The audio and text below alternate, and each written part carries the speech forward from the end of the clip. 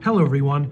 My name is Dave Rispoli, and I'm the marriage coach. And I want to thank you for checking out this week's episode of Try This Thursday, where every Thursday we share simple yet profound ways to improve your marriage and increase the connection that you have with your spouse. In this episode, I want to talk about something that's happening in many of our homes right now. And if it's not happening right now, it's going to happen in many of our homes in the next several weeks. And that is kids going back to school. For some of us, we're taking our kids to school for the very first time. And so kids are starting kindergarten. For some of us, after a long summer break, kids are starting back to school. And for some of us, our kids are going off to college. And for some of them, it's the very first time. And so it's for the first time that couples will have an empty nest. These transitions can be really, really difficult and hard on marriages. Sometimes the transition reveals holes in the relationship. Many people discover that while they did a great job at developing their children and putting the energy into them that was necessary to grow beautiful young adults, sometimes we did a great job at developing our children, but we didn't do such a great job at developing our marriage. And the danger as the kids go back to school is that we can become excellent co-managers because we have to drop kids off and pick kids up, and kids are running with sports, and permission slips need to be formed and lunches need to be made. And maybe we can do a great job at efficiency, but sometimes this efficiency can replace intimacy. The truth is you need both. You need efficiency and you need intimacy.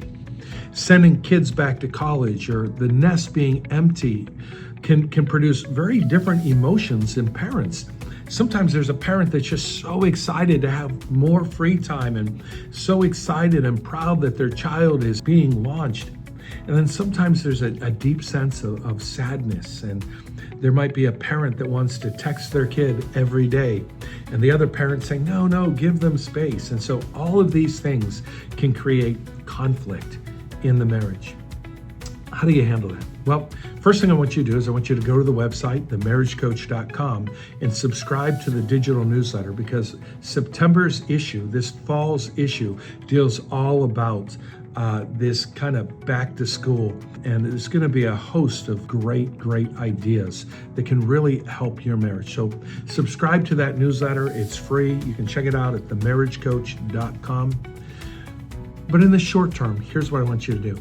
I want you to take some time, sit down with your spouse in the midst of this transition and ask your spouse these questions. Hey, how are you feeling? And listen, don't correct their feelings. Don't tell them that their feelings are wrong.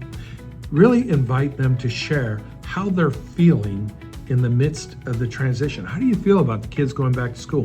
How do you feel about Andrew starting daycare? How do you feel about our nest being empty? Have those conversations. And then ask the question, what are you looking forward to in this next season? What could be good about this? What are you most looking forward to?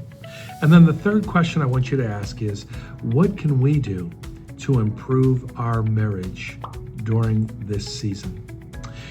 Just acknowledging that this can be a difficult season can really help your marriage. And so that's what I want you to do. How are you feeling?